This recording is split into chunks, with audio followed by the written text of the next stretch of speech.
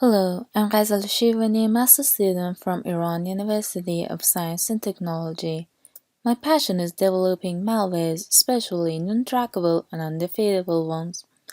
Today we will propose a brand new generation of malwares called GITCBot. Let's first talk about where the GITCBot idea sparked. GITC started as a mixture of three new botnet approaches dominating the security world nowadays. Firstly, I want to introduce serverless botnets that the idea was about to overcome two major problems in malwares. First is the cost of deploying servers, and second is being destroyed by defenders. If you're a professional in malware development, you should be familiar with these two essential problems, especially when you spend too much time and cost on your malware, and guess what? In a second, your malware server would be shut down by defenders and you're left out of move. Secondly, we have social media-based botnet. That this approach is about blending malware traffic with social media traffic, so you can bet nobody will ever notice. At last, let's talk about stegobots that use steganographic techniques to hide their sending contents. This category is not directly used in GITC, but its technique's nature made the vision for us to change some attributes of GITC we discuss later. Now it's time to explain the GITC structure.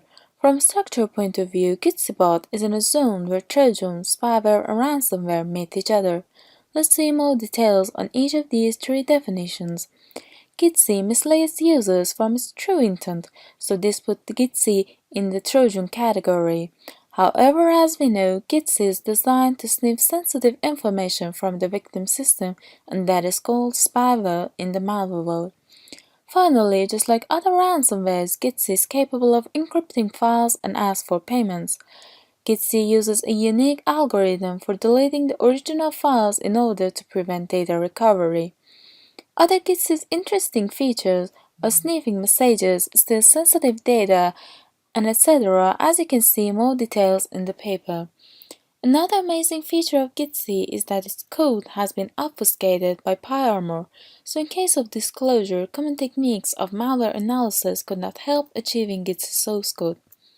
For now, let's jump to the GITC workflow. GITC is designed for hiding its malicious behavior and acts like a safe normal application on the cover of the trusted app. After reaching the target system, it installs fooling victim system and bypass security mechanisms, leaving no evidence of malware's existence. GITC simply uses Telegram infrastructure to communicate with threat actors who control Telegram bots. By the way, GITC connections are established through a proxy chain including Tor to add another layer of security to attackers' information and vanish all the tracks. As you see in the picture, in GITC, whole commands execute on the cover of a normal Telegram process, therefore IDS and firewalls cannot detect GITC malicious behavior. GITC methodology is the next part we're supposed to talk about. GITC has three different parts: spyware part, Trojan part, and in the end, ransomware part. Actually, in a deeper look, GITC combines attributes of spyware and Trojan for more sophisticated attacks. If we want to explain further detailed information about these parts, we should point to when GITC hides itself behind the trusted app and runs in the background. In addition, GITC uses Telegram protocol and anti-detection techniques to avoid detection from antiviruses regardless of stealing sensitive information and monitoring the victim system. GITC ransomware mode uses Fairnet as the encryption algorithm and can encrypt a variety of file formats such as doc, PNG, JPG, and etc. To wrap it up, we introduced GITC as a cross-platform, cloud-based malware developed in Python. GITC showed a novel antivirus bypassing technique using the Telegram platform. GITC also made the path to a new era of malwares taking advantage of social network devices, which are an inseparable part of today's lifestyle. We also used Tor for making GITC untraceable and PyArmor to obfuscate GITC code to prevent code disclosure.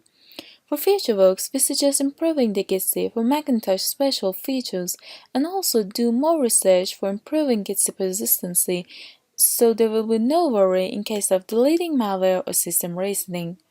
Furthermore, more research are needed for advanced capabilities that can be extracted by these kinds of malwares. Hope you enjoy our presentation. Thank you for your attention.